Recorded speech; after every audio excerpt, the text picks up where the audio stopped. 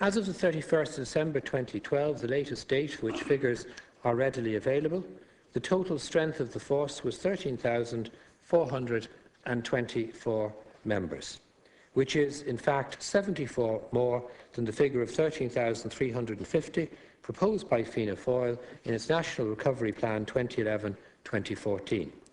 There are also approximately 2,000 civilian support staff within Garda Síochána and almost 1,000 Garda reserves in on Garda Síochána, and the Deputy might be interested in knowing that shortly there will be a graduation ceremony from some additional reserves.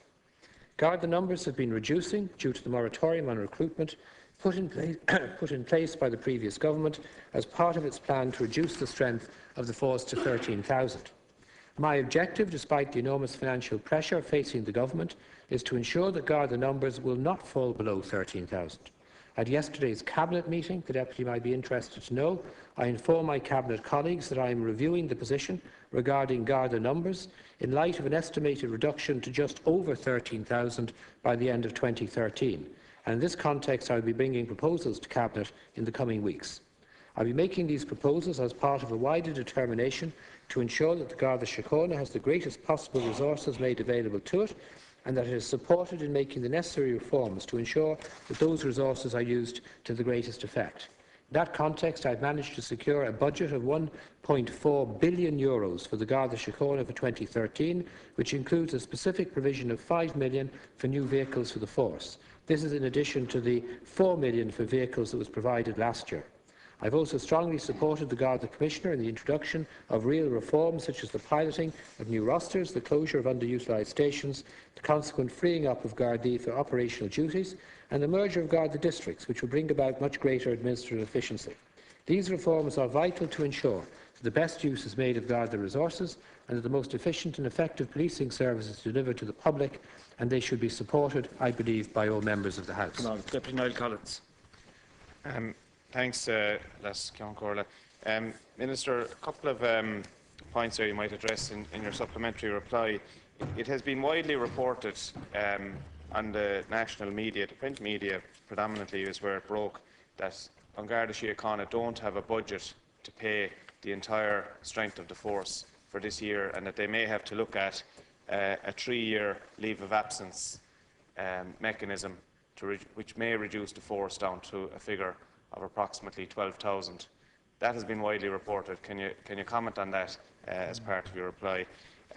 You also mentioned in relation to the resources of An Garda Síochána, and I agree that you have to modernise and you have to find efficiencies, but I think that the point has to be made that the closure of Garda stations, and I think we agreed with this last week, it wasn't a financial debate. It is a difference in the vision for policing and community policing that you have, and that I think the difference that you have with possibly everybody else. I think there's a broad coalition of people.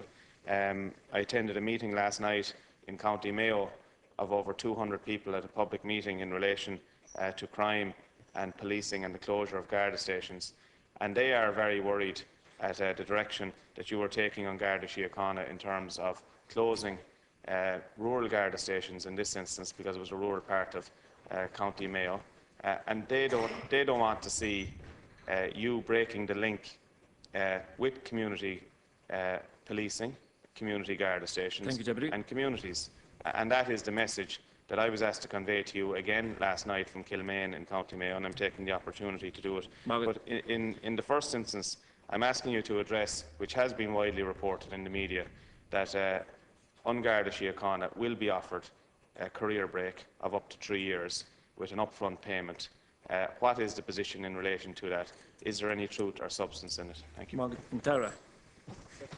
Say to the Deputy, can I reiterate what I said earlier? And I think I've said it in the public previously. The Garda Commissioner has said it. We're both ad idem on that.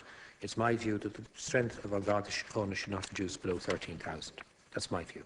It's a view that I expressed privately and I've expressed publicly. And as I said to the Deputy, we'll be bringing before Cabinet in the coming weeks a proposal in that regard. It doesn't take a whole heap to anticipate what that proposal might be, but I have to bring it formally to my Cabinet colleagues. In relation to the closure of Garda stations, I know this is an issue that we've had a lot of discussion on in this House, and there's been, the odd bit of political point scoring. But the truthful position in relation to that is the Garda Commissioner had conducted an examination of the Garda station network during 2012. He made an operational judgment that there were 100 stations that had no operational advantage, and that by closing them, we would make more members of the force available for community policing and frontline services. An estimate was done of the benefit. One of the estimates of the benefit was to make available 61,000 additional patrolling hours during 2012. That is during 2013, I should say. That is the effect of the closure of the stations. And I've been listening. The Deputy and I had an interesting exchange last Thursday evening on prime time, and the focus was on rural stations. And this isn't simply about rural stations. The biggest station closing, with the largest number of guards, is in Stepaside, my own constituency. And that's based on the operational advice of the Garda Commissioner. Dundrum Garda Station is just about 3 miles away from Stepaside Garda Station. They're in very close proximity. It made sense when the road network was different to have 2 stations. It made sense when the motor vehicles and communication system were different. So I know some people, for political reasons, want to portray this as an attack on rural Ireland, but I'd like to remind deputies that the 2 biggest stations closing under this consolidation process this year are in Killadegrange in Dún Laoghaire, the Taoiseach's constituency, and in my constituency. In the past, ministers might want to be cute and avoid controversy in their own constituency, and that wouldn't happen. I take the view that I believe with an extremely good Garda Commissioner, I rely on his operational advice. In 2012, the biggest stations in the context of numbers that were closed were all in Dublin. Whitehall Garda Station, Harcourt Terrace Garda Station, and yet another one in Dún Laoghaire, Dorky Garda Station. What has happened operationally is stations that largely are open for no more than 3 to 4 hours a day, the vast majority of them manned by 1 member of the force, are being closed because the Garda Commissioner has determined they have no operational value. Minister. And to conclude, if I could have one more sentence on this, insofar as these stations act as a deterrent to crime, the appalling event that took place in Oldcastle last week, where a family were taken hostage and a post office was robbed. 3 doors away, or 2 doors away from that post office, was a Garda station that hasn't been closed, that opens for 3 or 4 hours a day. It was no deterrent to that event. We need modern policing methods which free up members of the force to engage in operational duties, community policing, and I'd like to assure the people in Mayo, who you make reference to, that these changes will result in more Gardaí being available for community policing, patrolling, crime prevention and crime detection. Very briefly, nearly out of time. Minister, just a supplementary comment in relation to that. It isn't an attack on just rural Ireland, it's an attack on urban and rural Ireland. And I have made the point repeatedly in relation to the station closures right across Dublin also. And I think you're failing to recognise the point that you are disconnecting the role of community Garda work and taking it away from where it is closest to and that is in the community. And you're removing it, and it's going to operate on a satellite basis. Now, the difference between you and me is the vision for policing in this country. And you keep putting it back on the Garda Commissioner, and I've taken up that point with you also.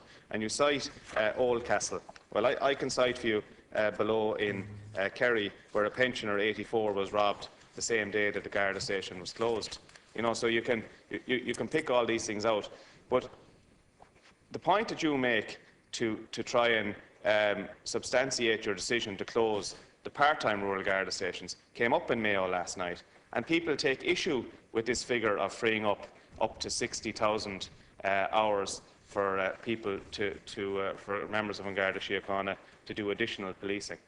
They're already doing their policing function in the community, and there is nothing wrong with having them available in the station to interact with the public. And there's nothing wrong with an elderly person knowing that they can go down to their local Garda station and do their business or make their complaint or look for the reassurance. That's the difference that you are failing to recognise. And it's also a wider pattern of taking other services out of communities and towns and villages and centralising it into larger cities. Minister to reply. Final reply. Well, I suppose that is the difference, you see, Deputy. It's the difference between members of the force sitting in a station for 3 or 4 hours in the morning or being out in the community, or being out in the community. We are not taking the community guards out of the community. We're freeing them up to be more engaged with members of the community. And these are operational decisions, and I'm not washing my hands of them. I support the Garda Commissioner. And they're operational decisions made by the Garda Commissioner, who has the statutory right to make these decisions and who has the expertise to make these decisions. I know some people are unhappy with change. We have a retired Assistant Commissioner who says he doesn't know what smart policing is. And why are we doing all of this? Well, I don't believe that in 2013 we need the station network that we were handed in 1922 in colonial times. We all nowadays have smartphones and smart this and smart that. Smart policing is a very simple thing. It's about having flexibility within the policing service to adapt your policing to meet the exigencies that arise, to facilitate putting in place special operations that are needed, to ensure you have the transport and capacity to deal with mobile gangs as they arise in different parts of the country.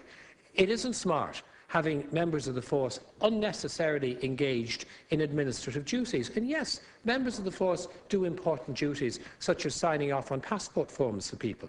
But we don't need 700 stations, which is what the Deputy would want. So passport forms can be signed. We need trained members of the force engaged in the area of work for which they've been trained. We need them engaged in crime prevention, engaged in crime detection, and we will still, at the end of this process, we will still proportionately have far more stations in our station network than any of the networks existing in neighbouring police forces. I keep on giving the example, 340 stations in Scotland for a population of 5.2 million. With all the closures implemented, we'll have 564 stations for a population of 4.5 million.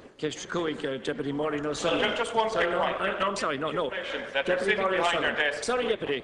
And that isn't the case. No, I'm not. I'm going to close. I close this place. I close this place down. We're not going to have order here now.